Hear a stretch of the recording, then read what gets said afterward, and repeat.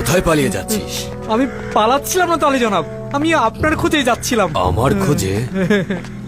আমাকে কিভাবে চিনিস? আপনি কি রাজমহল থেকে আসেননি? এই সওয়াল কেন করছিস?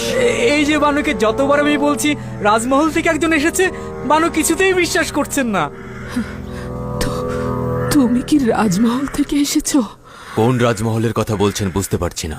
তুমি কি আমার খোঁজে এসেছো? হ্যাঁ, আপনার খোঁজেই এসেছি।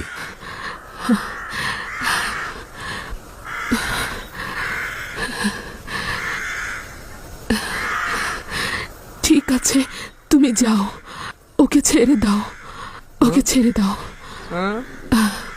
কিন্তু আমনের ভাস্কর?